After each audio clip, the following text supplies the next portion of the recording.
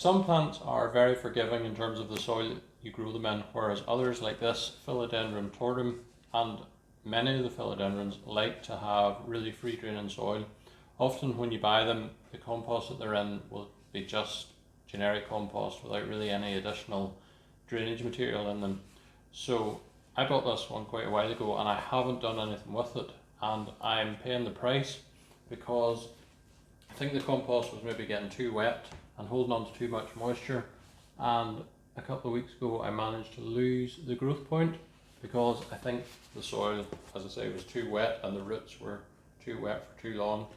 So I'm going to repot it into my philodendron compost mix.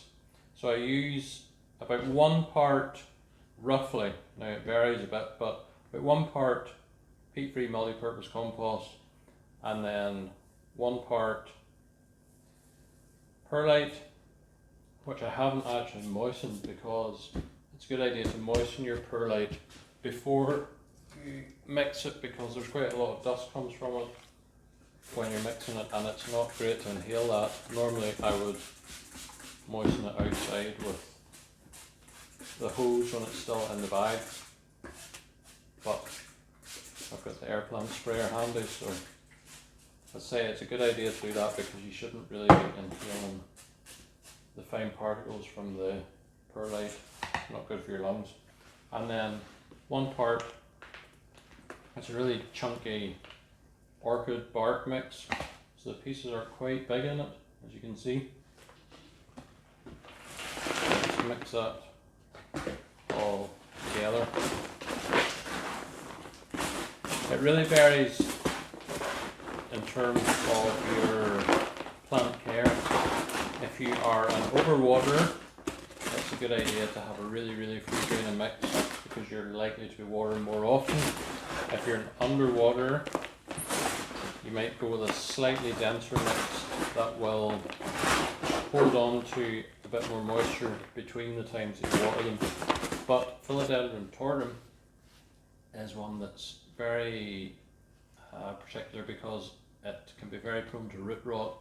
So I haven't actually checked the roots out in this, so it'll be interesting to see what state they're in. But I think you can see that there's a lot of perlite in it. It is quite light, but I think I actually need more bark, so I'm going to go and get another pot full of the bark to mix in with it. Back in a second.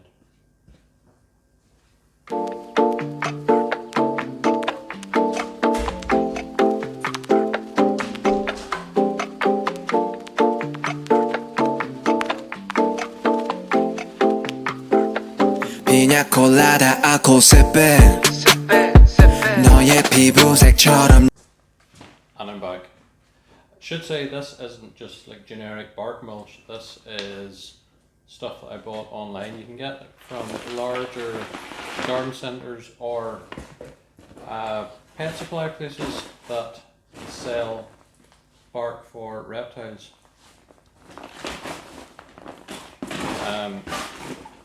It doesn't really rot down very fast, so it keeps its shape. You can see there, I come forward, there's quite a bit of bark in that, so it means that as the roots grow through the compost, yeah, there's plenty of compost there for them to be able to get moisture and nutrients from, but also the bark and the perlite just means that there's loads of air able to get down to those roots. So let's have a look at the state of these roots now. I'm probably going to put this back in the same pot. Yeah, much of the thought. So I've actually lost some of the roots to rot. There are, some of them are fine, but then others have turned brown. Sometimes you can actually get a bit of a smell of rotten vegetable matter from plants when they rot. There is a bit of perlite in among this compost, so it will have had a bit of drainage, but it's not really enough. So I'm going to remove the majority of that and try to keep the roots that are still intact.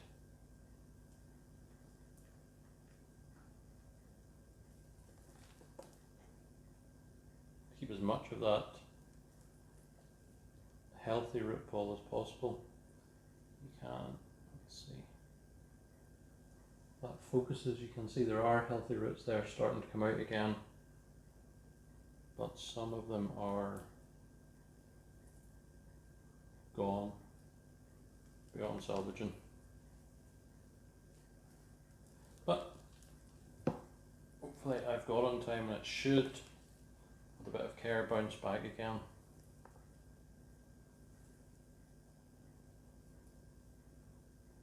It's not like most other philodendrons. A lot of them have really large paddle-shaped leaves, whereas this one looks almost more like a fern or a cycad. I think it does climb eventually. Some philodendrons don't climb, but I think this one does. So I'm just going to use the same pot again. Put some of that more free drain mix in the bottom. Put those roots in.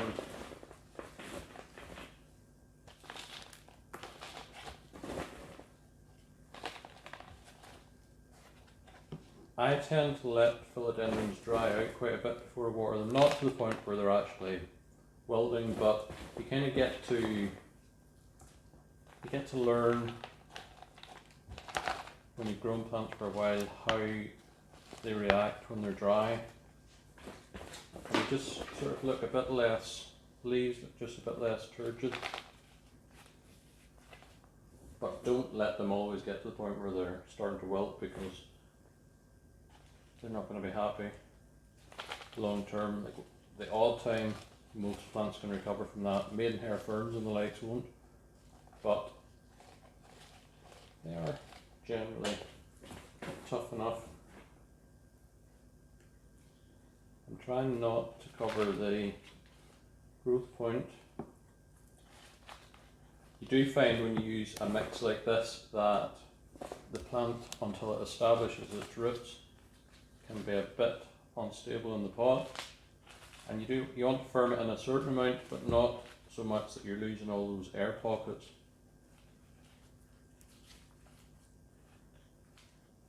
Now, hopefully that will be enough, that it should be happier with this new substrate, and I'll put it into a decorative pot. I might stick it in my new indoor greenhouse for a couple of weeks to help it recover. But although that central growth point is lost, it should hopefully send out new shoots from lower down. There's no signs of any buds starting to break yet, but